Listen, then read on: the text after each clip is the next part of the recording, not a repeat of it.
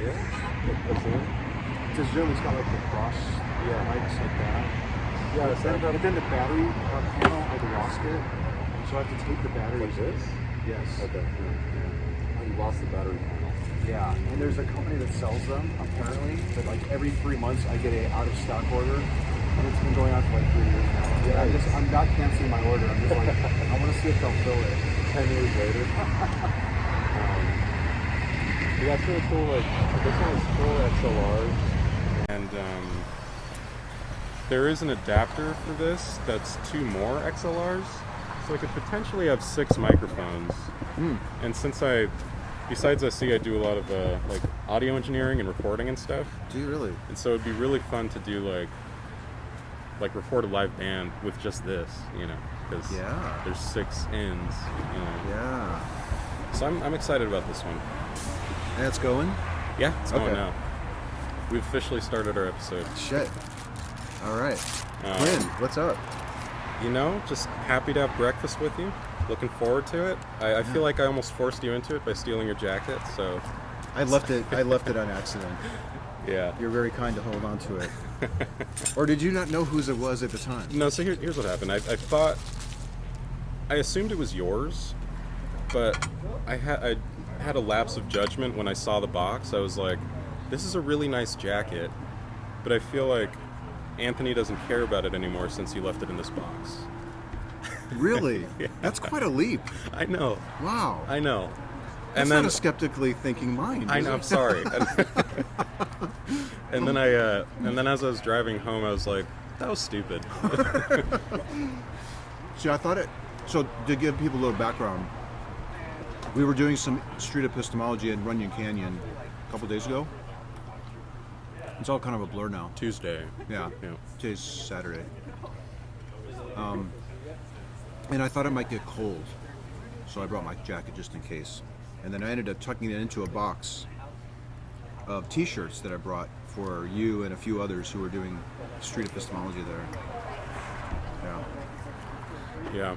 And then I stole his jacket. Mm-hmm. But And then we coordinated this breakfast. I got a kind of a busy day, but this was on the way to do other stuff. Yeah. Gonna see David Smalley soon. Yeah. That's exciting. I'm gonna be sitting down with David Smalley. He's got a podcast on, is it Podcast One? I think is the platform.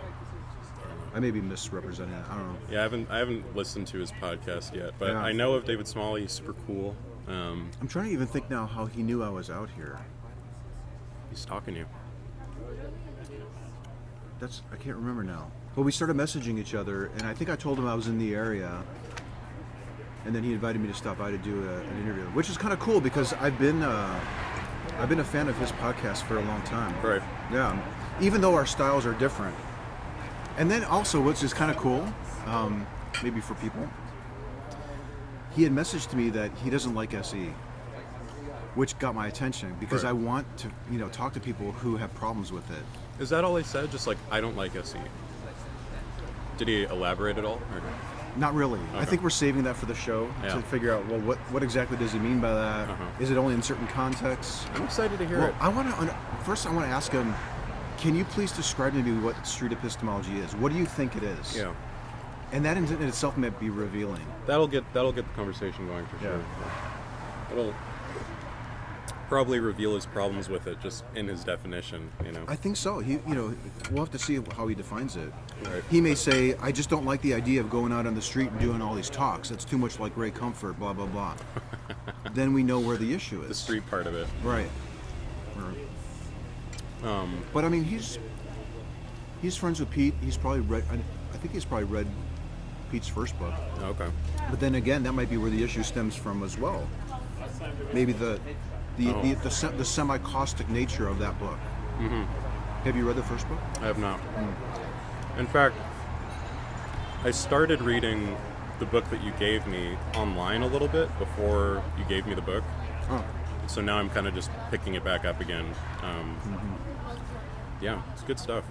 Are you've been calling him Pete? I was trying to figure out who you're talking about. Oh, are you sorry. guys friends? Mm-hmm. Okay. Peter Boghossian? Yeah. That's cool. Mm-hmm.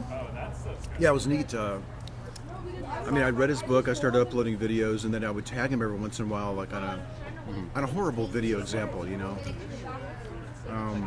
The preacher ones. It may have been Preacher once, and then he started messaging me back, and then one day he's like, "What's your phone number?" I'm like, okay. So he started giving me all this advice, like, try this, don't, stop doing that. I suggest, keep these really brief. So he gave me all this advice, and then He wanted you to keep the episodes brief. yeah. Interesting. But I think that was bad advice Yeah. in hindsight, because he was thinking nobody's going to sit through a 20-minute talk. But when you're talking to somebody about their deeply held belief, you have to take the time Yeah. to build the rapport Yeah. And I to think understand their views. You- So from an audience perspective, I usually, whenever I'm willing to sit through a 40-minute episode, I appreciate those way more, personally. you also have to think that these are people that have held these beliefs for years and decades. Right. And you're trying to, do what in 5 minutes? Yeah. It's just, Right. I understand the need to, from an entertainment perspective or attention span perspective, that you need to keep them short and focused. Uh-huh. But, maybe it wasn't such bad advice because it helped me get proficient at it. What do So I you need? did take his advice. I did take his advice. I pull out the timer. I'm like, okay, I'm going to try to keep it to 5 minutes. Before that, you That was the didn't- inspiration for the timer. Okay, what were you doing before that? Just, hey, want to have a conversation? No time constraints? Yeah. Okay. Yeah. The 5-minute thing is just like, it's evolved into a bit of an SE meme, in my opinion. Like, 5 Yeah. minutes, the biggest lie in street epistemology or whatever. And it really works. Like, people are, I think, a lot of times I'll be like, hey, do you have 5 minutes for a conversation? Someone will say, 5 minutes? Okay, sure, 5 minutes. Yeah. And then we'll sit down for an hour, I know. So, Right. But it's not beautiful. like I don't want to I'd hate it for people to think it's a gimmick or a trick. yeah, no, it's to respect people's time. Yeah. And you can really have a good talk in 5 minutes. Right. But what tends to happen is people like being listened to. They see that you're being respectful and you're not setting them up. Right. And then you're building trust in that short amount of time. And then usually people are so engrossed in it and they want to just Keep going. keep Yeah. going. But the timer also gives you an out too. Have you ever had a talk with somebody where you're like, Yeah. I think it's time for we Yeah. gotta wrap this up. Yeah, definitely. Yeah. The one that really comes to mind, I don't know if you ever saw it because I had to take it down, but it was with a conspiracy theorist, and that's kind of my main motive in doing this, I think, is because or maybe my deepest motive, because I have friends and even family members who were or are like flat earthers, and along with that often comes a whole slew of other shadow government related conspiracies. It's really hard to talk to them or provide evidence because they completely discount, I think, evidence as a concept because it comes from somewhere, See, I think they think they value evidence. Right. Yeah, but I think it's that they think they value evidence. It's a special kind of evidence. So somebody was actually just tweeting me about this last night. Like, do you have any advice for conspiratorial-minded people? And my advice was have them explore by using questions how they decide what they accept and what they reject. Don't talk about 5G or the moon landing and the specific claims. What but- kind of evidence do you accept? Right, like when you discover evidence that supports a claim that your pet conspiracy is true, how do you decide whether or not you're going to accept it or not? Right. Take me through that. So now it's this high-level Yeah. discussion rather than getting into the weeds of the melting point of steel beams and shit like that. Yeah. And I think the cool thing is that I felt like I was getting somewhere, and I could only gauge that because of silences. But Was it one-on-one? yeah, it was one-on-one, and I just faintly remember one of the questions I asked was like, so you don't trust NASA as a source of information? Why not? And what kind of information do you trust? Like, where does it have to come from? Right. What kind of sources does it need to be backed by, et cetera, et cetera? And the only mark of progress that I could potentially see was that he paused for a good 15 seconds, you know. But after that, he just sort of reverted back into, you see, everything we know is a lie, blah, blah, blah. Everything you see on TV, social constructs, they're all a lie, et cetera, et cetera. And yet there are some things that they will accept, right? Like, so they are putting on their seatbelts when they get into their car, or Right. they are, turning off the gas main before they go on a vacation just in case there's an earthquake. Like, they're still Yeah, they stop at red lights. they're still interacting with reality to some extent. Yeah. But something's not restricting them for other things, maybe, or I don't know. Yeah, and I noticed they're much more ready to accept information from like a guy in his truck on YouTube or something, or like just these really small independent sources of news. Yeah, But it's baffling. yeah, so one thing about me is like I got into street epistemology through your videos. Before that, I was just like I was interested in just like the skeptic community, like Sam Harris and all those kinds of guys. But before that, I think I've just always been a curious person, and one of my main quirky qualities is that I ask a lot of would you rather questions. Would you be into answering some? Sure. Okay. Yeah. All right, first one. Would you rather never be able to read again, or never be able to speak again? Read. Never be able to read. Never be able to read again. Okay.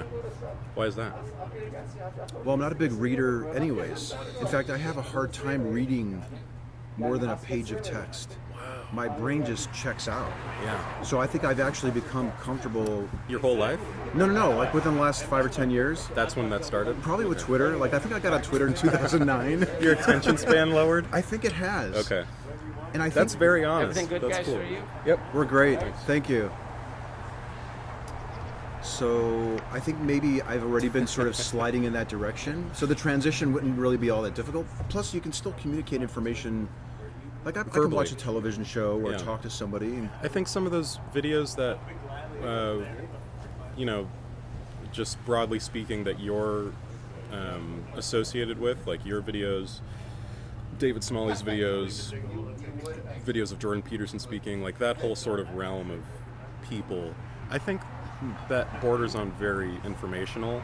You have to be careful with getting your information from those kinds of sources, I think, especially if you sort of start to idolize one. Like, for instance, I really started idolizing Sam Harris and his speeches, and I did read his books, but I would sort of take what he said as like Bible truth, you know, and I had to sort of reel myself back from you know what's interesting? that.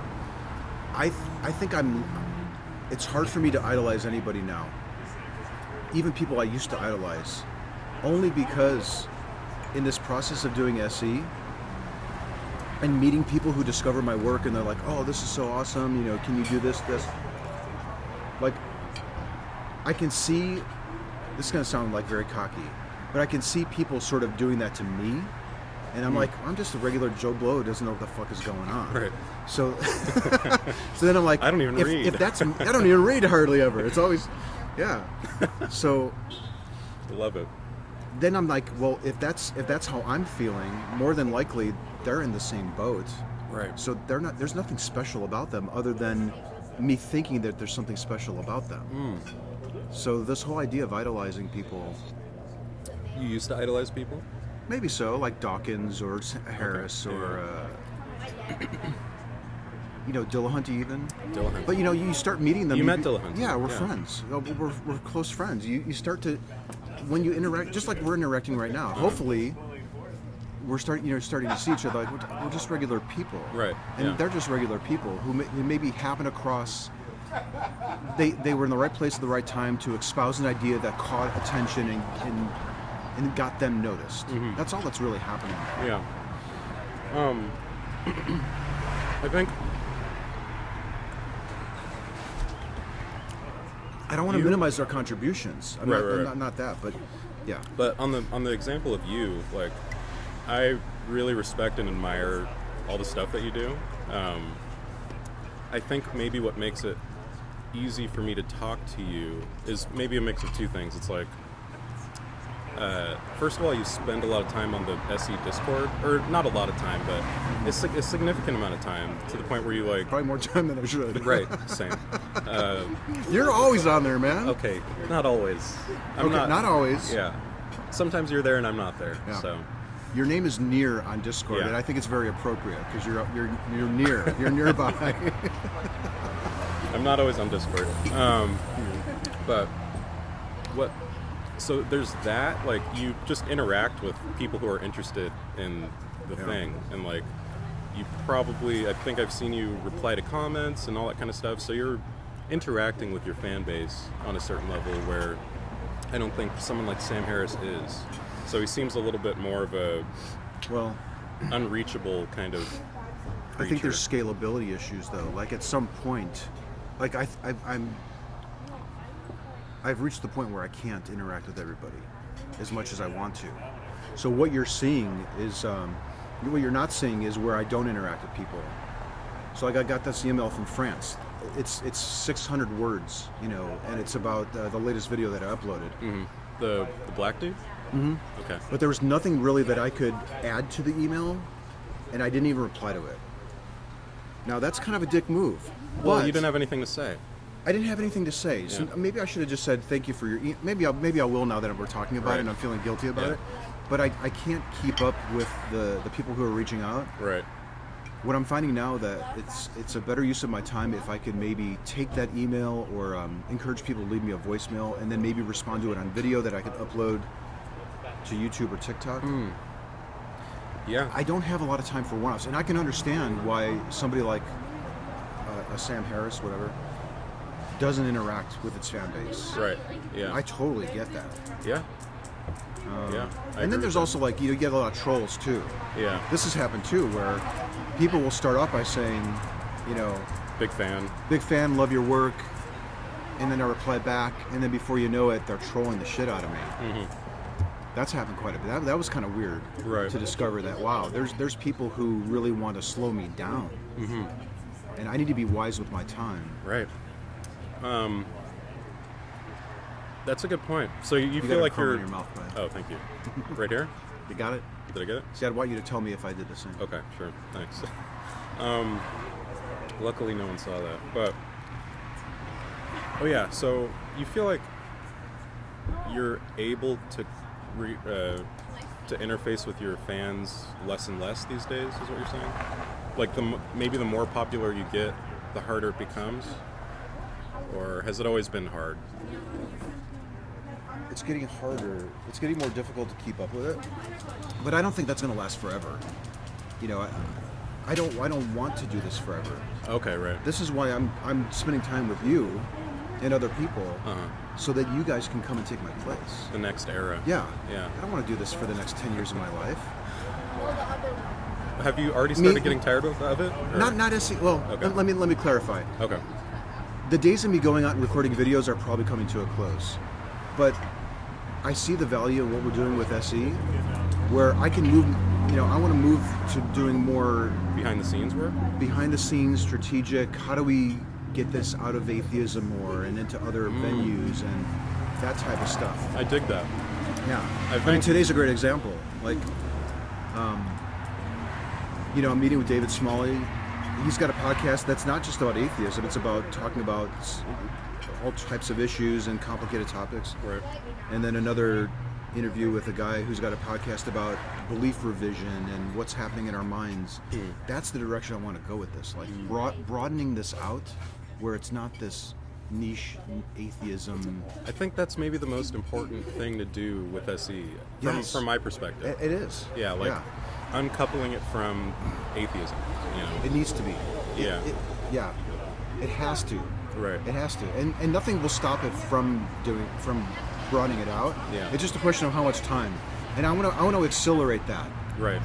Okay. You know, I want to accelerate that curve to get out of atheism and into the mainstream with it. That's noble. But I don't know exactly what I'm doing. I Yeah, don't. just- I have no clue. Yeah. It's like I know that that's where I want to go, but I Right. don't know the route to get there. Trial and error. I'm just I throwing mean, everything at it. Yeah. You're on the forefront, so to speak, right? Yeah. That being said, like, is it a better use of my time to like push for those more strategic stuff, or spend an hour engaging with people on their one-on-one situation because they're having difficulty with talking to their aunt? Right. What I do these days and say, I'm so sorry I don't have the time to engage with you, but check out these communities where you can find people who are more than capable of giving you the same answers, Yeah, they have and time. possibly even better ones than I can give you. Right. So, would you say it's less that you're getting tired of SE and more that you're trying to use your time more effectively? Yeah. Okay. Yeah, exactly. Interesting. I can't imagine working on anything more important than this. I honestly can't. That's beautiful. And sometimes that worries me because I'm like, am I delusional? Am I in my own bubble thinking that this is wonderful thing and I'm completely hyping it more than it is? Right. So I'm always like doing reality checks with people. That's a tough one. And I think I kind of understand that, even probably to a lesser degree even for myself, only because SE, it's kind of a small community, sort of. A small international community. Okay, it is international. It's international. It's international. But it's still small. It is small, and consider like, if you just put it next to like the skeptic community or something. Like I think there are more people who make money off of and are interested in conversations strictly about and denouncing religion, sort of, than there are people who even know about street epistemology. Say, your channel is really big. It's pretty big. Reads, but you're like way ahead of everybody else. You know what I Here's mean? the thing, though. It's not that big. Right. It's not huge. No, but it's at not huge. 50,000, it's a big number, especially relative to everybody else. You know. But I can see why you would. To me, I think I could see why you would start to get that thought of like, am I doing something like? Am I delusional in thinking that this is as helpful as it is? But I think like, because I have that thought, but then I tend to remember that it's a relatively new community as well, or a new movement. You know, what did it actually start? 11 years ago with Boghossian's book, but then you started like 5 or 6 years ago publishing.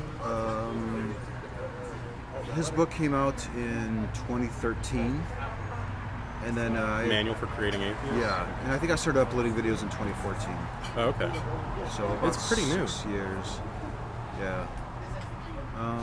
Yeah, it's relatively new. Okay. Yeah. So I mean, I asked Pete recently, are you happy with where SE is today? Because I was really wondering, yeah. and I don't really remember his answer. But Do you remember if it was a yes or no? I think it was something like, it's going pretty good.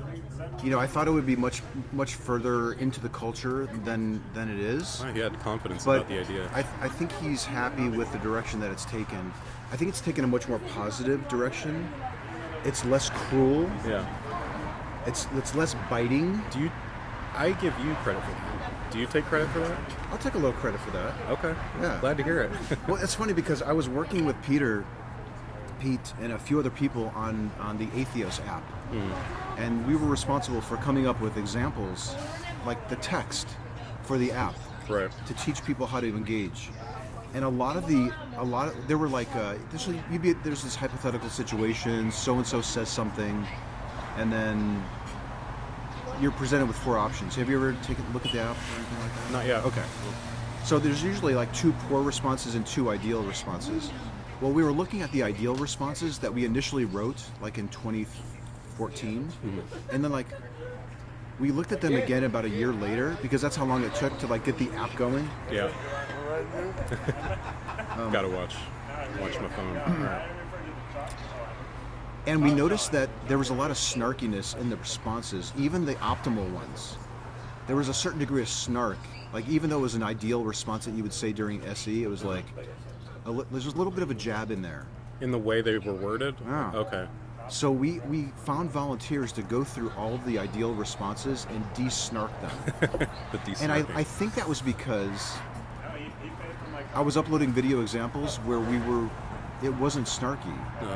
So there was something to contrast the two. Whereas before, it was just like, here's a scenario, this is how you respond. But it wasn't like compared to real world interactions, they were all Right. sort of hypothetical ones. Okay. And then once we had real world video examples to compare to, it's like I wouldn't dare to respond with that ideal response. Right. So we went through and we de-snarked them. The ideal responses were Yeah. suboptimal. And then if you look at some of the examples in the original book, I think they're very, like, I wouldn't say They're very that- snarky. They're snarky. Yeah. And I told Dolly this when he interviewed me for his show, like his where he interviews street epistemologists. Oh, he's awesome. Yeah, I love that. And I respect Peter Boghossian, and I think, you know, he had a great idea that I think you and others sort of executed better, as maybe how I'd put it. When I saw him doing street epistemology, I felt like he was not neutral enough, you know? Like, I felt like his practical example of it was like less than optimal. I'm not sure if maybe that was the direction he'd intended, and maybe if that direction would be better suited to actually convincing people out of their deeply held positions or not, you know. I'm a little torn on it because you want to bring your own style and personality to it. And if that's just how he is naturally, then that's what works for him. Right. But when I watched it too, I thought, wow, he's seemingly bringing his own views into the conversation more than I would feel comfortable doing. Right, yeah. Or the way he phrased that, or he just interrupted that person. Yeah, when they yeah. were thinking about it. Right. Like, you know, you probably shouldn't do that. Yeah. So that was a little interesting to see. Yeah. But SE is not easy to implement. Right. I think it's easy to learn, but when you actually sit down to do it with somebody, it's challenging. You know, Did you find that too, or? well, there's things that I'm like working on and things that I find very difficult. Like, I think watching my videos back has been really helpful, and sometimes I watch back and cringe at certain things that I do or whatever. But I think, Guilty. yeah, I think Snapping at people to shut up. I remember that one. That was with the social justice warrior type lady, right? She was talking about like deprogramming narratives, yeah. Yeah. And you snap at some black dudes, and she got on you about it, right? I think it was a black man. It was a variety of different nationalities, Okay. and there were no white people. That's the problem. But yeah, it would have been interesting if there were 3 white people there. If I did that, if she would have said yeah, anything. I wonder that too. Yeah. She was an interesting one. Where are you going? What was I going to say? Snarkiness, styles.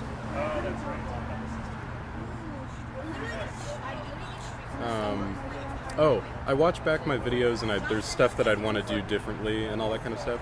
But I don't think it was particularly hard for me to implement just because of the kind of person I am. Like, I don't think I'm necessarily smart, but I think that I'm a very ignorant person, actually.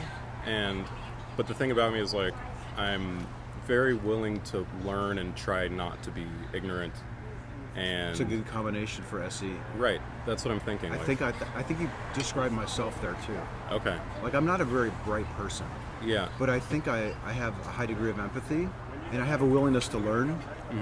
I'm aware of how little I know. right, And if you have that self-awareness of how little you know, Yeah. you're going to probably be really good at SE. that But if you're overconfident in what you know, and It's you want gonna to be show hard for pe- you. it's going to be more hard. It's going to be more Yeah. difficult. But I think there are really knowledgeable people who I think have been able to sort of quench that, like Ty. I think he's like a scientist. I think in his earlier videos, especially, I see him like the dude from Let's Chat. You know, Of course. I see him like sort of quenching his desire to spew out a bunch of things about whatever the person across from him is saying. But I think he's been able to just sort of quench that and take a more methodical approach maybe to the conversation. But yeah, I'm the opposite. I know that there's not much that I know, you know. So I just ask, and that's. So if you come at it from that standpoint, I think it's relatively simple, you know. I think it definitely helps. The more you can take yourself out of it and make it about them, Right. the better. Yeah. But that's a double-edged sword, because then people watch that and say, you're holding back your own view and now you're being deceptive or manipulative because you're not sharing your position with them. And they think, a lot of people think that that's like written in stone, that you can't share your view. That's one thing that I wish, like in hindsight, I wish I'd spent more time in my tutorial videos and the actual examples that I uploaded, asking people at the start if they want to know my position and then willingly share it with them. Right.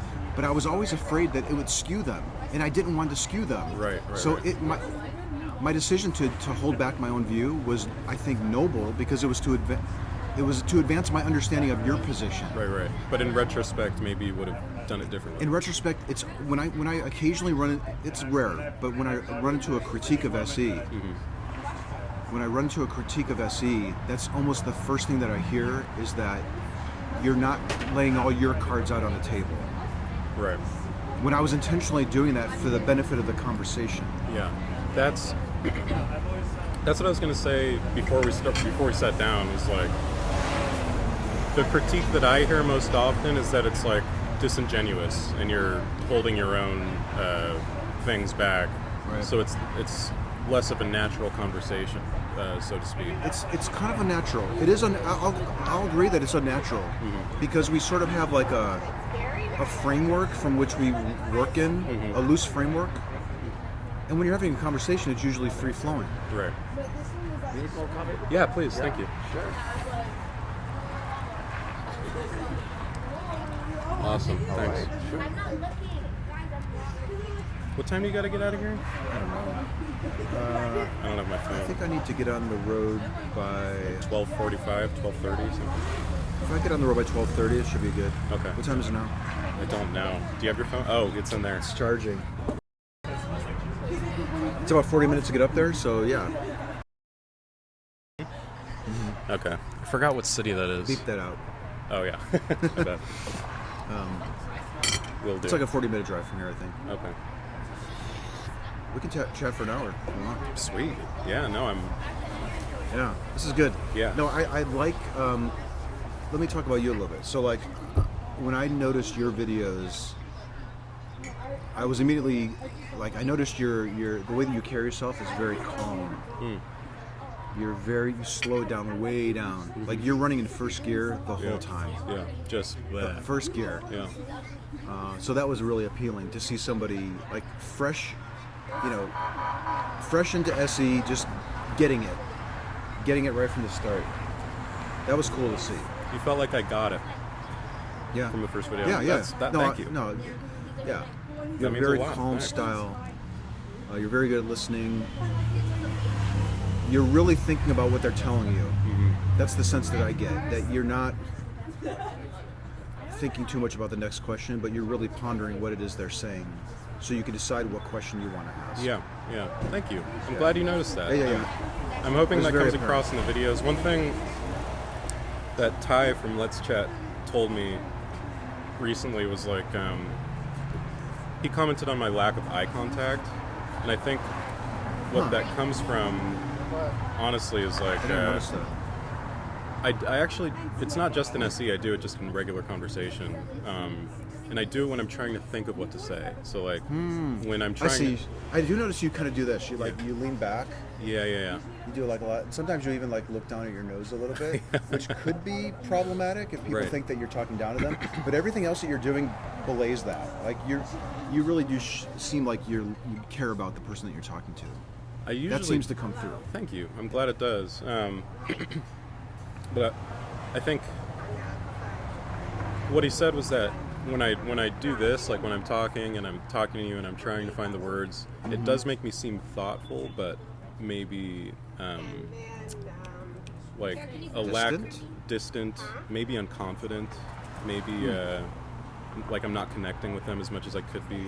Oh, it's interesting. No, I wouldn't take it that way. In fact, if I was on the receiving end of it, I would think, this guy's really thinking this through. And I might even be more willing to model what I'm seeing you do. Like, you're really being cautious and thinking things through. And I think that probably helps the person that you're speaking with also do the same for the questions that you ask. Right. That's what I'm hoping. Yeah. I never articulated that to myself, but I think my subconscious intention by slowing down Yeah. is just to get the person across from me to do the same. 'Cause it's kind of weird, like, come sit down with me and have a conversation. Yeah. I think most people are kind of a little bit high-strung when they sit down because they're not sure what they've gotten themselves That's into. true. Yeah. I guess I can understand where if you take too long to formulate a question, it could be uncomfortable for the person waiting for you to ask the question. A bit awkward. Maybe. Yeah. So yeah, maybe there's something a little bit to that. But for the most, I didn't see it really as a liability that much. Okay. Yeah. If you What's going could, on behind me? Some oh, chaos. people are just, I don't know, fighting. If you could, would you get a surgery? Oh, we're back to these. Yeah. For bionic legs that would make you run 50 miles per hour. And you would never feel pain in your legs. Okay. But you could have sex. But you couldn't have sex. You can still have sex. Okay. But you have your whole lower half is completely bionic. And you can run 50 miles per hour. Would you get that surgery? Let's say it's free. Well, he's just posting this stuff Getting the surgery strictly for the ability to run fast and have enhanced mobility, basically. Yes. You would be the fastest man alive. By a long shot. Or you can just do this. Tap. Stick by this for this. What about my back? Would the rest of my body be able to keep up? It would be with able to keep up, and like your endurance, it would scale if that makes sense. So like, if Okay. it took you a mile to get tired before, Oh, I see. it'll now take you 5 miles to start. I would getting absolutely do it. tired. Yeah. Yeah. No That's question. great. A lot of people say no. No question. Wow. Yeah. The only thing that's slowing me down right now is my physical abilities. So, yeah, and in fact, like this whole week we've been unpacking a house, Right. Oh yeah. and my body, I feel like I got hit by a truck. Wow. So if there was any way to minimize that pain, so to speak, and improve my mobility, I would absolutely do it. Yeah, no question. That's beautiful. Okay. Follow up. Yeah. Would you, when the Hold nerve? on. Oh, Can I still wear flip-flops? yeah, but it's. I don't know if you'll be self-conscious about your bionic legs and feet. They would look like real legs too? No, that's the other thing. They look like. They would be metal. And, Yeah. See, having people point and stare or laugh or anything, that wouldn't bother me. I don't Okay. really And you care. could wear pants. You know. Yeah. Yeah, I'd do it. I think Okay. I'd do it. Follow up. When the Neuralink comes out, and it's it's something very like, let's say it evolves beyond the point of just healing people or whatever it's supposed to do, the newest one that's supposed to come out. Let's say it gets to the point where like we could communicate with each other with our minds, Okay. or In a controlled fashion. Like, I wouldn't be oversharing things that I wouldn't want to. Yeah. Or Okay. like language barrier is no longer a thing. Yeah. We just have these dictionaries in our minds, or whatever. All the potential implications of having this computer-like thing inside your head. Would you be at all hesitant to get it? Only if I couldn't turn it off. Okay. I'd like to have the option. You'd like to have complete control over it. Like, maybe I want to go on a vacation and feel what it was like to be regular again. Turn it off for a week and go to the Bahamas and like that, maybe. I don't know. Yeah. How about you? It's understandable. Would you do it? I think I would like that same. Yes. Yes. I think only because it's inevitable. I don't really have a desire for it. I like where I'm at with having all that in the palm of my hand instead of in my head. I'm not that crazy about that jump in progress on a personal level. I just think that at some point it becomes inevitable. Are you gonna eat that? I was going to ask if you were. No, I'm not planning to. Yeah, no. You can have the one underneath it. Yeah. F it. I'll take it. The other one goes to the fly. Would it enhance understanding because that is the biggest challenge that we're in right now. You have a computer in your brain, let's say. You know? If we would still be talking past each other and misunderstanding, but communicating more efficiently, if it doesn't fix that underlying problem of misunderstanding, Then no. I'd probably still do it because it would, it'd be an added efficiency. Mm-hmm. But I think I'd be disappointed that it wasn't fixing The thing that SE is trying to fix. the essentially. parity, the understanding. Yeah, exactly. Uh-huh. Trying to really figure out what the hell this person is saying, Right. and how do they think that that's true. Yeah. It's understandable. Yeah, I think I just have a certain fear about it. Getting hijacked or something, or Well, that plus just like being so fundamentally different as a person. Like imagine really having a computer integrated with your mind. Mm-hmm. Just the implications of that, I think, are way more than I could even really conceptualize of Yeah, at I've the heard moment. some people say that we kind of have that right now with our cell phones, Right. with our mobile devices. Yeah, in some way we're already cyborgs. Mm-hmm. But it's in this way where we could, I think, easily just get rid of it for a second. Yeah. You could go to the Bahamas without your phone easily. Yeah.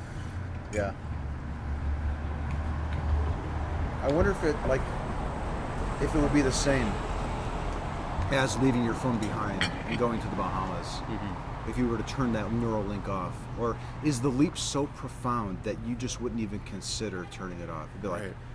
like I can talk to anyone in the world instantaneously, maybe even concurrently, have multiple conversations with people. Yeah.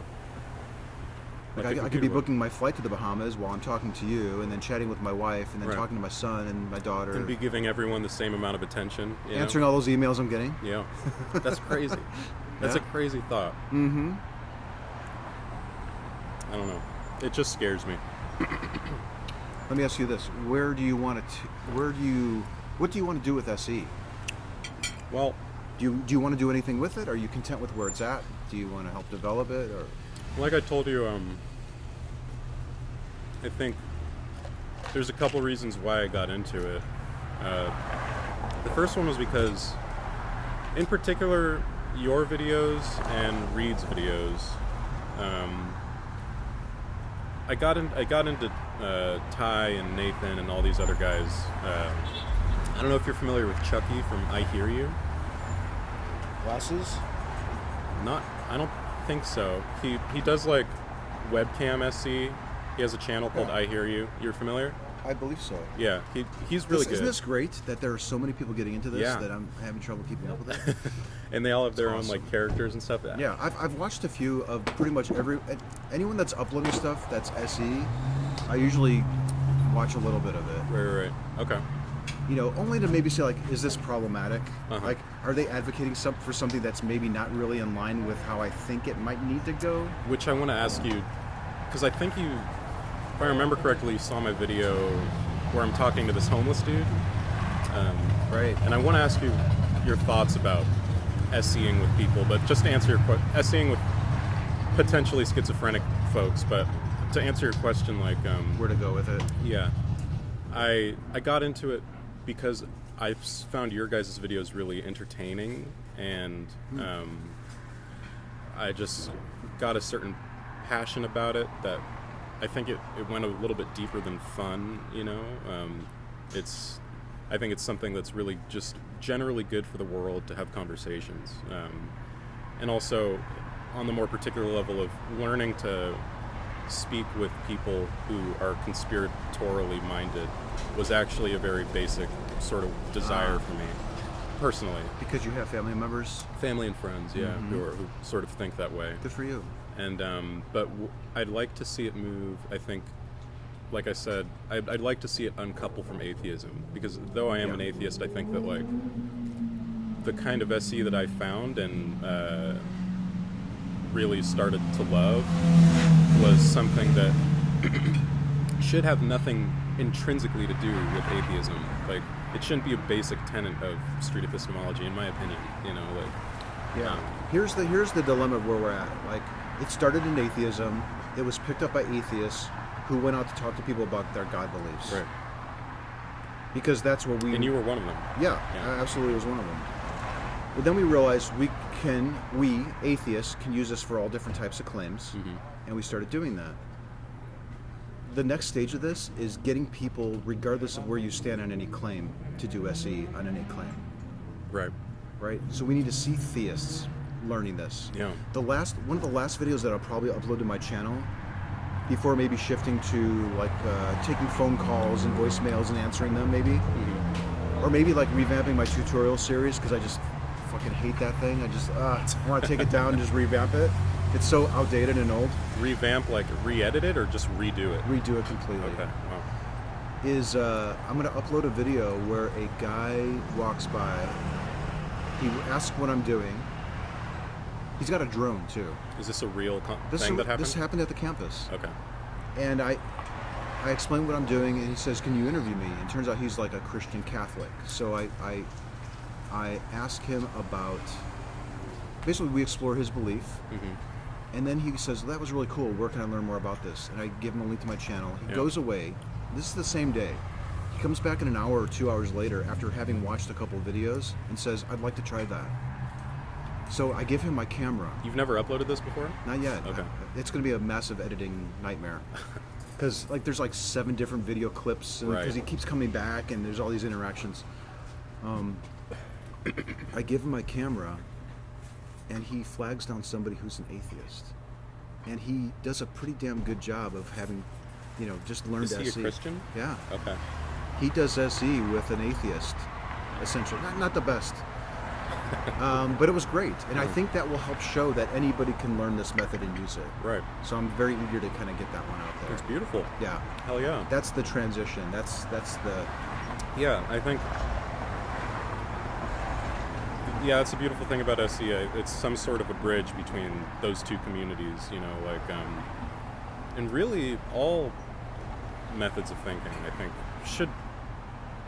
they should feel comfortable with using it because it's basically just asking questions, well. if you're I at all would confident suggest about that your you get belief. rid of the word "just." Like, Okay. Like I hear people say, "I'm just asking questions." We're doing a whole lot more than that. I think there's a lot going on psychologically with this approach. So I think it almost does a disservice to the method, or it might even be disingenuous to say I'm simply asking questions, because I think we're doing a lot more. What more? Well, we're imparting doubt. We're imparting doubt for somebody to think about that belief with the potential of changing their mind. So I think we need to own that. Yeah. But I see resistance against SE from both atheists and theists too. Yeah. So it's not like once people start seeing theists do it, like, oh, our problems go away. Right. There will are- still be criticisms of the approach. Most of the criticisms I've heard have been from atheists, just on that. I think atheists use Discord more, probably. It seems to me that a lot of the atheists, a lot of the complaints that I hear from atheists are people who enjoyed the argumentative debate. Yeah. And they look at this like, why are you hearing them out? And Right. they don't say this, but this is what I think is going through their mind. I may be off, but it's like, why are you not pushing back on that obvious misstatement? Right. Why did you let that go? They see that as disingenuous, I think. Like if someone says something, and I think the first thing that comes to their mind is a counter argument. And oftentimes, honestly, the first thing that comes to my mind when someone talks about like the teleological argument or something is a counter argument. But Yeah. I quench it, Maybe we can teach those folks to say, like, it's okay to acknowledge that you have a counter argument. Like, let's say that you say something and I say, I have a counter argument to what you've just said. However, I want to set that aside and continue pursuing this line of thought that you're going down. You think that would be good for SE? Maybe, Okay. because then it appeases the people who notice the contradiction that they said or the misstatement. Yeah. And you're almost speaking to them to say, I understand that they just said something false, but I'm acknowledging it and I'm doing something different here. Right. That's a novel idea. Yeah. It's interesting. Yeah, I mean, I think I've taken kind of maybe a looser approach to the form, in that I sometimes do, even in a way that's uncalled for. Like I relate to the person who I'm talking to and say like I agree, or sometimes I do use the word but because it comes more naturally than and. Like And yet, yeah, and yet. But there's so many ways that you can do it. If you hear something that you disagree with, you can simply say, I'm not sure I really see it that way, but yeah, you could probably throw a but in there. right, I usually But say. I'm willing to listen to what you have to say. Yeah. You know? I usually just say like, I don't understand that. Like, and it's true. Like, if someone brings up an argument that I see as faulty, I don't understand that argument. Like, it doesn't mesh with reality to me. Could you explain it more? But yeah, I'm curious. Like, do you think that people should be able to? Are there restrictions on who you would have street epistemology interaction with? Maybe young people. Kids in Young particular? people or really, really old people who need. Well, actually, there was a woman that I messaged. TikTok. I'm on TikTok now. Right, I noticed. Like it's interesting. You're like to a me. cool dad. I don't know about that. You have to ask my kids that. But we ended up chatting in the comments of one of her videos. We moved to a private message, and then I think I said something like, "Can you tell me a little bit about how you formed the belief?" Right. And she started to explaining how she was abused, and she turned to alcohol and drugs, and this is the only thing that's getting her through it. Yeah. And I said, I need to ask you a really important question here before we proceed. If you no longer had, I know it's far-fetched, but if you no longer had as much confidence in the truth of that claim, would you harm yourself again? Would you consider harming yourself again? Would you think that you would be less of a good person? And I said, take 24 hours to think about it and get back to me. Well, an hour later, she wrote back and said, it absolutely would change me, and I probably would become suicidal. End it. Yeah. Of course. Yeah. Ended it. That's a tough one because it's like, It's a tough one because she's creating content that's reaching thousands and thousands of impressionable people. oh, who's this? She's just a TikToker. Oh, okay. I don't even know her name. Okay. I mean, she's not big, 4,000 followers or something. It's not huge. But Big enough. that was a little. But I was upfront with her. I was like, I can even let you read the exchange if you want. But it was something like, I feel like I'm in a really delicate position here because I want to challenge you because you're creating this content. However, it's part of my personal code to minimize harm. Right. And if you think that you would be harmed by proceeding and ending up in this state, Yeah. then I think I'd want to end it. The other thing, though, that makes that such a difficult position to me is like, how much do you trust people's ability to assess their own like well-being in You regards have to go their off of belief? their assessment. It's just like with a confidence level. They say they're 100%. They're 100%. Right? Why would I doubt it? Why would I? Now maybe they haven't thought it through, and they probably make an adjustment. And some people say, well, maybe they were always at an 80, Yeah. but they just said 100 because they thought that was the expectation. You can only go off of what they're telling them, That's true. telling you. Yeah. That's a good point. Now I'm hoping that she writes back after a week and says, "You've really got me wondering what the hell it is you think you can actually do to my belief here." Right. And I think I would be okay with it. I've seen other people get through difficult times without this belief. So go ahead and ask your questions, guy. And then maybe I'd sort of trepidatiously proceed a little bit. Do you get the with her? Do you get the what's the word? Why can't I think of it? The impression that she's like,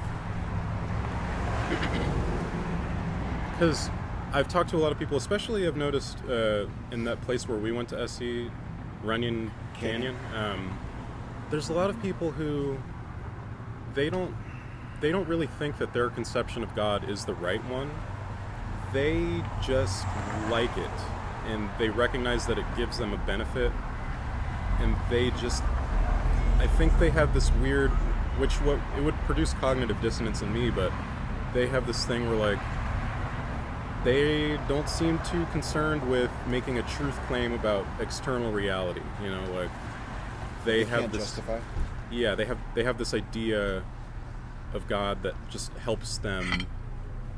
But I get the impression that they don't care if it's true in the sense that we're talking about. Do you think she is like do you think that she's making very consequential claims about reality in regards to her belief in God? Do you think that she cares, I guess? I don't know if she cares if it's true or not. I was tempted to ask her, but I thought that might be pushing it. Right.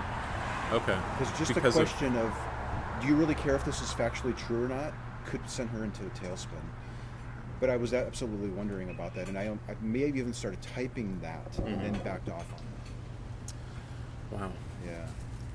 Okay, but what about people who have some sort of mental Dependency? disability? Oh, sorry. Anywhere on the spectrum, like from like a functioning mildly autistic person to I have a handicapped schizophrenic cousin. person. Who was going on about how his deceased, or I think Prince died. Like, I'm a huge Prince fan. I love Prince. Uh-huh. He likes Prince. Yeah. And then Prince died, and he's like, well, Prince is in heaven now. And I was like, yep. You just said yep. Prince is in heaven. Yeah. Yeah. So, but yeah, I mean, what am I going to do? You know, SE, my handicapped cousin? No, I'm not going to do that. Is there? So there's a limit for me. Where is it? I know it's hard to maybe put a hard So line. I've met, there's one guy in particular, I met him once about 4 years ago, and I just happened to run into him at the university again. And he remembered me in the conversation and everything, and I think he even shifted in his confidence that Jesus was real. He was walking around with a wooden cross around his neck, or a nail, I think it was a nail on a necklace or something. Okay. I never uploaded him. I think he may have been autistic, or on the autism spectrum, perhaps, just the way that he was behaving, like, you know, I showed him the puzzle pieces in the second encounter, and he was like, you know, he held Right. them and he was manipulating them. Yeah. And he was biting them, like just okay, very yeah. strange behavior. Right. That's But I still proceeded, you know, kind of cautiously. He's going to a university. He's got his clothes on. He's speaking English. He's going. You know what I'm saying? Like, yeah. he's functioning in society. So I felt like that Maybe was that's the line, right? Yeah. A functioning human being. Yeah. And I mean, how do you determine that? I guess there's a myriad of factors that would It's go tough. into Now, saying your who's situation. You functioning. want to talk about your situation? I would. Yeah. What do you think about it? Like, what? Maybe for the viewers, you can give a little background. So I had a conversation with. I was at Rose Bowl in Pasadena, and there was a person who was living there. He was homeless. He was living in a bush in Pasadena, at the Rose Bowl, and he told me that. And he then started to tell me how he thinks that he's the third reincarnation of Jesus, and that the second reincarnation of Jesus was Bob Marley, and that Bob Marley was in fact his father. So he thought that. Well, no. He thought that once Bob Marley died, in his place, he was born black, first of all, and then he grew up to be a white guy, and Donald Trump was his father. So there was just all these really unusual, extreme, wild claims that he was making about himself and reality. He says that we're in Armageddon, and Jesus and the devil are fighting. That's why all these fires are happening, etc., etc. And a lot of people in the SE community, like on Reddit and Discord and all that kind of stuff, they found that to be distasteful that some people thought it was distasteful that I had the conversation in the first place, and then others thought it was distasteful that I published it. And I can understand the second part being upset about maybe more than the first. okay, Because you don't know what you're going to be talking about or who you're talking to until it happens. yeah, And then it's kind of difficult to extricate yourself from a conversation without being rude. right. So Would you have extricated if you came across someone who was making those claims, or was perhaps in his living situation?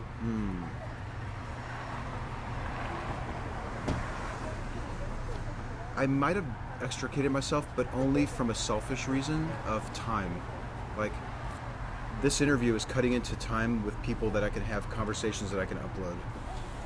So you wouldn't.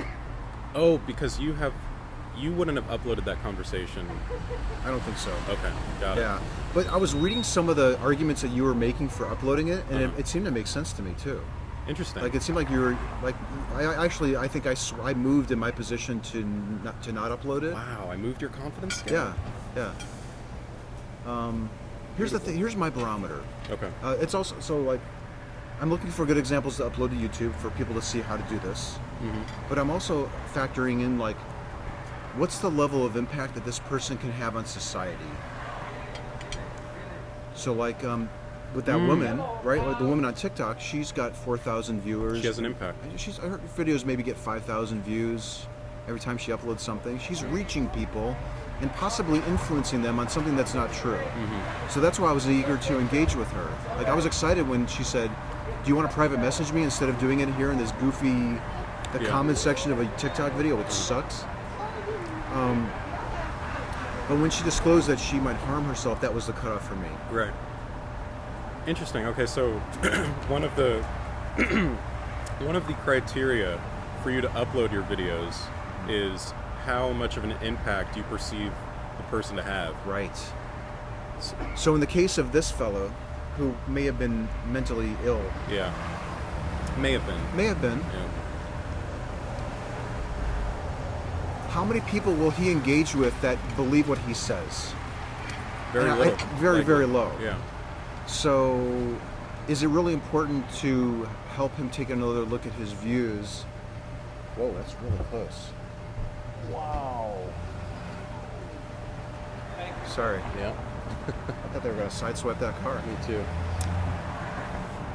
This is tricky stuff because you're also doing it on the fly. Yeah. You know, it's like, do I engage with them? How far do I push? Uh-huh. Do I pull back? Yeah. How much do I reveal about my own position? Because I don't want to sway them, but I don't want to appear to be holding anything back. Right. This is very delicate. It And then is. you upload this shit to YouTube, and people just will excoriate you for doing things that you just happen to do in the moment. Right. But when you're watching it and you weren't the ones in the conversation, Yeah. it's very easy to sort of Monday morning quarterback. Yeah. That can get a little frustrating. Yeah. Backseat driver. Yeah. Like I get these the messages come in all day long telling me about how I fucked that up. Right. And it's like You weren't there. It's really not that. It's not that easy to do. Yeah. I mean, And then there's the ethical implications of it baked in too. You know, it's Yeah. challenging. like I'll say that though I think I find having the kind of conversation that SE is natural. I do find it difficult to always because I'm always looking back and finding better questions for me to ask and all that kind of stuff. And like I told you, cringing at myself sometimes for saying Really? certain things. You know, like. Do you have an example? The cringing? Yeah, I think I had this conversation. I've had a few just like I believe in Jesus interlocutors on YouTube, and with one of them, I sort of right in the middle of the conversation, I went into like how I went to a church with my grandparents and all this kind of stuff, and I've noticed I've started to do that a lot, and I think I'm just it's sort of obviously trying too hard to relate to the person and just like build rapport or something. Oh, I see. And I sort of Could it be that you're just simply exploring your own views at the same time you're exploring theirs? it doesn't really feel like it, if I'm being honest. I Okay. wish it were that. You're presenting it as something for them to consider, Yeah, rather than for you to sort of evaluate on your own compared to what they're telling you, maybe. there might be a little bit of that in there. Yeah. Now that I'm thinking about it, like subconsciously, but mostly it is for them to just sort of be able to relate to someone and know that I've been somewhere like where they've been. You know, I just feel like maybe that might give the conversation a little bit more. But in retrospect, I feel like I'm trying too hard to do that. You know, like it seems kind of obvious, I guess. But yeah, it's just stuff like that. And normally it's like ending the conversation too quickly. I think I really? I get like You think you end the conversation? See, I think, I'll be frank, I think you extend the conversation way longer than it needs to be. okay, me personally. It seems that way. Okay, Now, this is maybe based on the last 3 or 4 that I've watched. It's like, which do you remember? Which? even some of the ones I was listening, when I was driving back from Runyon Canyon, I was listening to the live stream. Okay, What were you guys talking about? Was it food? Was it eating meat or something? that was Dolly. I was talking to some woman about the law of attraction. Yeah, it's like that interview just kept going on, and I was thinking, you should check in with her to see if you can continue. Right. And then I think you said, I just got one more question. Yeah. It might be good to say, do you mind if I ask one more question? You know, you gave me are that you good? piece of advice earlier on, and that's another thing that I'm constantly trying to remember, but I keep seeming to forget. Like, You have to remember that they're doing you a service by sitting down and talking to you. right, yeah. Yeah. I've asked that question maybe twice, and it's from a conscious effort to remember to say, do you mind if I ask a couple more questions? Yeah. But for whatever reason, it seems so natural for me to just declare that I'm asking another question or two. You do know? that. Yeah. You assume that they're going to agree that you ask one more question. Right. It's kind of, And that kind of, yeah, I was like, that would rub me the wrong way if I was on the receiving end of that. Especially when I have two of my other friends sitting around, right, waiting. waiting for me to either, be done so that they can sit down or get Or off leave, or yeah. leave. Right. Yeah. That's a good point. And it's really only for lack of remembering that I don't do it. Maybe a light can go off every 5 minutes to remind you to check in or something. But I understand the excitement. You're out there to have talks, Yeah. and if you get somebody who wants to talk to you about something that you're finding interesting, I totally get that you want to keep it going. Yeah. Yeah, no, I mean, I think the reason I'm on the other end is like, there's so many times when I have so many more questions, and I stop it because I am just sort of stopping myself from continuing down this conversation hole, and I notice, like, whenever I post it, people are like, you should have asked this question, and this question, and this question, and this question. Yeah. And I'm thinking, I had those questions. Yeah. I just really felt like I was wasting their time or spending too much time with them. And sometimes Yeah. it also seems like whenever I end the conversation, the person is still sitting around asking me questions, which to me is maybe an indicator that they were willing to keep going. Yeah. So Yeah. I don't know. There's a balance there that needs to be struck, but Yeah, It's all it's about it's finding delicate. yeah. All of this is delicate, and of course we're also doing like an artificial version of SE. We're presenting an artificial version, not artificial, but it's Contorted. it's contorted a little bit because it's unnatural to be recording conversations, Right. and flagging down a stranger to sit and talk with you. Yeah. Definitely. So by its own nature, it's a little artificial. It is or something. unnatural, yeah. Yeah. Definitely.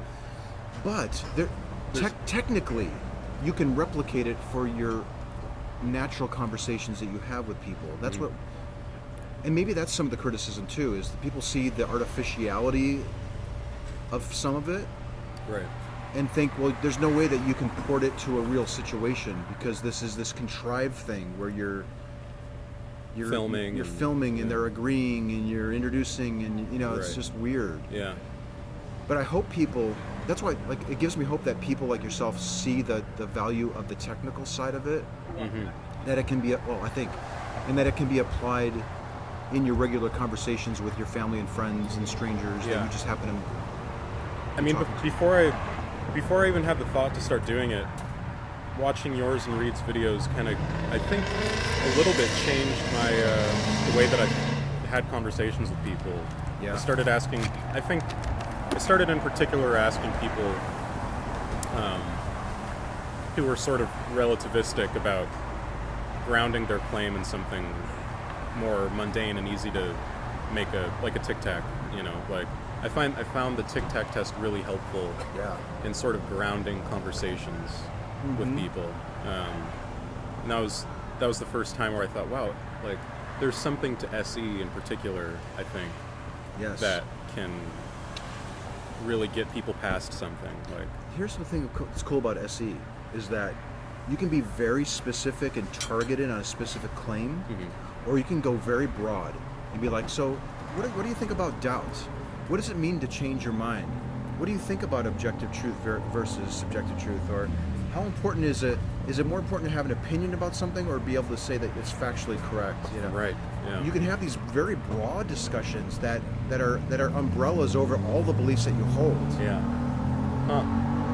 Yeah. That's what I like about it. You can throttle it back and forward. about really anything. Yeah. Yeah, and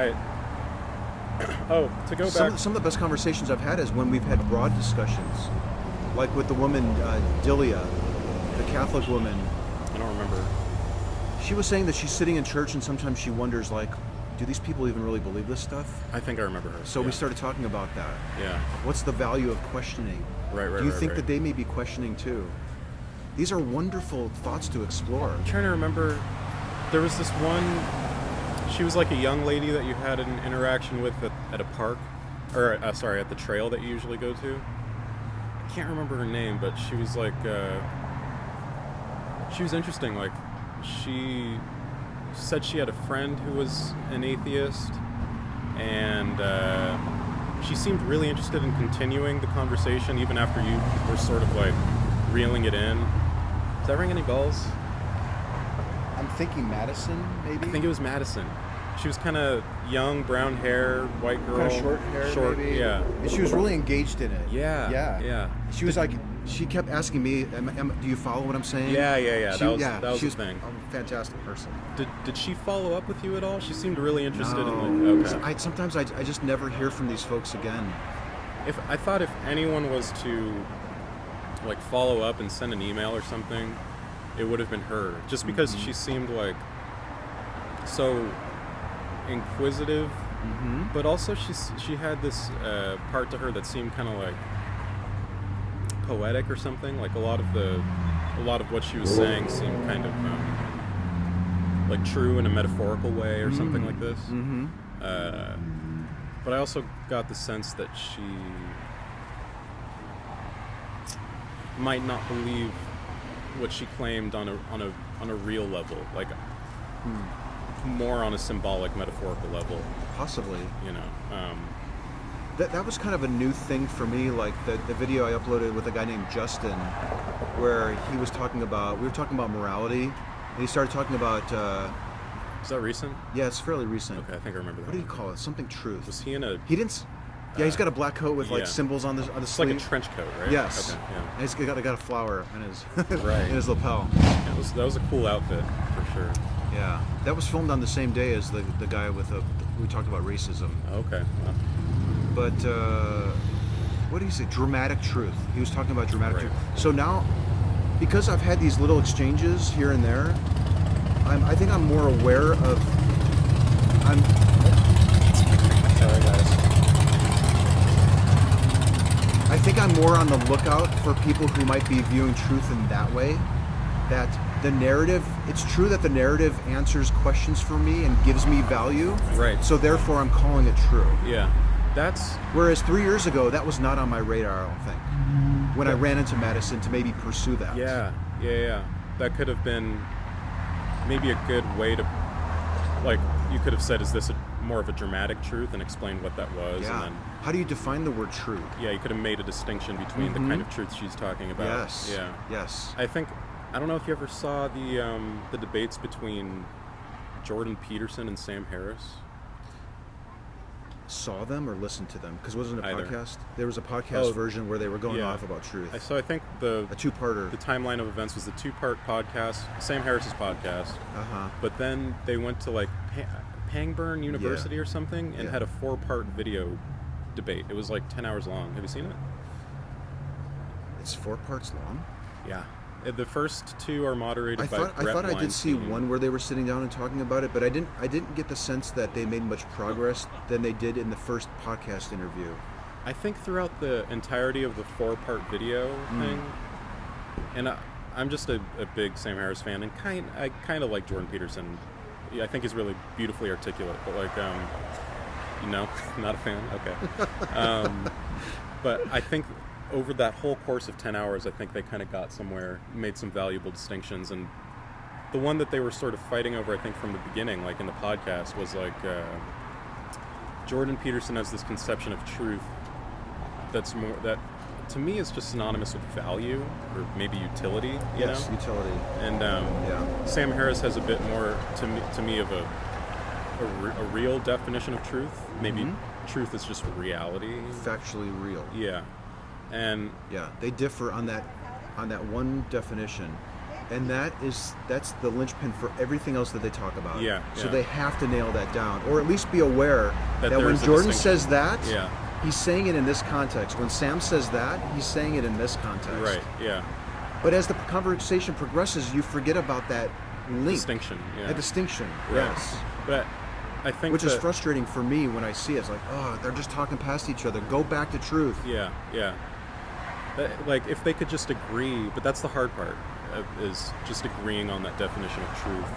And I think that's like in a lot of the conversations I had at Runyon Canyon with these like law of attraction, God is everything, and the universe and us and our intentions or whatever, and the conversation that you have with people like Madison, I think like that distinction is really valuable to bring up insofar as we could at least say, when you say truth, do you mean value or utility? And then we could just run with their definition at least, you know. I think if we can't get them to agree with ours. identifying what they mean by the word true is crucial. Yeah. And probably the sooner that you can do it, the better. Especially when you're talking, because it was like one after the other. If you put it out there, it comes back because it's true for me, and it makes me feel better, and all this other stuff. It's like you need to nail down that word before you can. And I think you get there with the Tic Tac test, like but I think I don't know. A lot of people say like you can get there with the Tic Tac test. Yeah. But at the very least, you can be uncovering how they're thinking about the word true with that test. Right. Yeah. And that's so valuable. Exactly. And because it avoids a lot of the frustration that can come down the road when you're starting to explore why they think the law of attraction is true. Yeah. Yeah, I think that's the most useful part. We've probably only got like 10 or maybe 10 minutes or so. Yeah. Are we on time again? I wish there was a clock somewhere. Yeah. I have my iPad, but I think it's on, it might not be the right time. Let's see. Let's see here. 12:18. I think that's local time. That's about right. That's about right. Yeah. So I'm curious, like, you've probably already, and if you don't want to talk about it, that's fine. Ask me your hardest questions. Please. Hardest. Yes. Well, this was more of a casual question that I don't really know. Like, what do you do, and what are you into outside of SE? You know, like That's about it. Street I epistemology. mean, I'm a stay-at-home dad. I have 2 kids, so Okay. How long has that been happening? the SE stuff or what? Being a stay-at-home dad. I had a business that I closed in 2012. Okay. So right around the time that I started getting into SE, I was transitioning from small business owner to activist. Wow. Yeah. What was the business? It was a repair shop for the iPhones. for devices. That's cool. Yeah. Yeah. But prior to that, I was into like logistics and information technology, Oh, wow. that type of stuff. Okay. Yeah. Cool. Yeah. Consulting for a software company, implementing systems, Dang. supply chain software systems. That's quite a transition, I feel like. Yeah. Yeah. Do you find any interlap? No, I don't know. Well, it's interesting because I was basically in charge of a business where people were sending you their devices that were broken, and if you didn't fix them in a timely manner, they'd be very upset with you. Right. So it was a lot about setting expectations, explaining what's going on, communicating the process, getting involved. Is it still going? Yep. Getting involved if they were upset. You know, if they posted something negative online, reaching out to them to say, "I'm so sorry that happened. What can I do to fix this?" That was you? Yeah. Okay. Yeah, I was the owner of this business. Right. We were, a couple $1 million a year sales, that type of thing. Okay. So I think I honed my personnel skills. I was also managing 30 people. Okay. In addition to talking with customers. Is that a small business at that point? It was borderline. Okay. Yeah, it was close. But that probably helped. Like figuring out how to best deal with a hostile client. Customer service, right? Yeah. Yeah. Definitely. So that probably helped my transition into this communication method. Yeah, you know what? I never thought about that, but I was like, one of my jobs was, I was like a hitch technician / customer service rep at U-Haul. And I know it might not seem like it, but there's tons of angry people at U-Haul. Oh gosh, they're going probably through their worst moments of life. Exactly. And I realized that when I started working there, it was like, Yeah. there would be people who had just had they got evicted and they drove hundreds of miles to come to this U-Haul, and there's all these charges they didn't know about, and their thing came undone, and I'm the receptacle, you know? So I think maybe there was maybe a learning point there, transitioning into SE, you know? Yeah. I suspect that there are people that have skills that they're developing from all different facets of life, whether you're Right. a police officer or you're in customer service or Yeah. you're a cleaning person. Right. You know, you can leverage the skills that you have and try to bake them into this approach, I think. Yeah. Probably can. Probably. Yeah. Doctors. Astronauts. Yeah.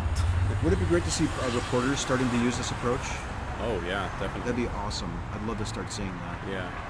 But that's what I would really want to shift to is like, you know, blowing this up from hobby to, you know, it's like this kind of odd niche thing that we're doing to. Do you think I have trouble thinking that the name will stick in a larger context.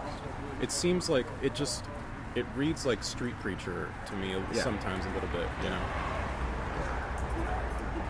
The name is problematic. I actually did an interview recently. I don't know if you listened to it. It's on a podcast called The Social Exchange. I think I did. Who It's, was it with? Zach Rhodes. I'm not sure. I might have. We did one talk and then we've done three. But the second one was released about a month ago, and then we did another talk. Okay. And I think I was talking. I kind of lost my train Was of there thought. video or was it just audio? There's video and audio. But I think I did see it. Yeah. Yeah. What were we talking about now? I've lost my. Was this? I'm also losing my memory, so I- it's making it more hard for me to do conversations. Is there any? We both recognize that the street epistemology name might Oh. be a problem in getting it out there. Is there any benefits to the name? There's a benefit to it in this way. So like, I was telling Zach that I don't even really care if it's called street epistemology as long as people learn the technique and implement it and use it. Right. It doesn't matter. Yeah. But I think that there's some value into identifying it with a name Yeah. because people that can then Google it Uh-huh. or search for it on TikTok or Right. Instagram or whatever, Twitter, Yeah. and find more resources to learn more about it. Exactly. Yeah. That's the only catch I think that It's the like name atheism. Kind of. In the sense that like it's not really important to have it's not really necessary to have a community centered around atheism because it's really I see it as just the lack of a belief in God.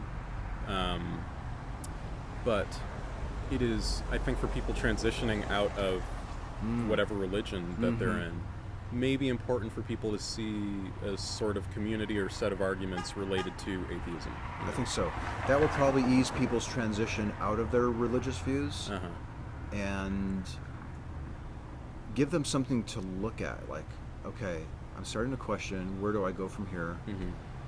There's these people out here that are identifying as the views that I have. Yeah. What do they like? What do they talk about? What are their Exactly. interests? Yeah. What are they upset about? So in that respect, it's helpful. Yeah. Sorry to cut you off. Oh, no. No, I think... But like I was telling Zach, like it doesn't bother me what we call it as long as people use it. Okay. And we pointed to an example. I was watching Joe Rogan. He had they were talking about UFOs or something, and I'll be course. damned. I'll be damned if he didn't ask his guest, like, well, how confident are you from 0 to 100 that that's true? Mm-hmm. And the guest reported a number, Joe reported a number, and they talked for about 10 minutes. And they revisited their confidence levels, and they both shifted in their confidence. You think he knows about SE? I don't know. When But are we it going makes to get me- an Anthony Magnabosco It episode? makes me wonder, but I was thinking afterwards, I don't even care. Part of me cares that he identifies that as SE if it really was, because I want to promote SE. Right. But if he's modeling a dialectical approach for his millions of viewers, that's good enough for me. Right. Okay. You know, if 10,000 people catch that, and of those 10,000, maybe 1,000 say, I want to try that with my friend about UFOs, that's value. Yeah, because I agree, and maybe the word "just" is not appropriate because there's maybe multiple implications of what SE is. But to me, at root, it's a style of conversation that focuses on questioning and examining beliefs. You know. In a non-confrontational manner that opens people up Yeah. for true introspection. And I think And how often do we do that with another person? Not very often. yeah, maybe we get close Yeah. in regular conversation. But Maybe in therapy. Yeah. But I think I agree with you. Like, because at its root, it's a kind of conversation.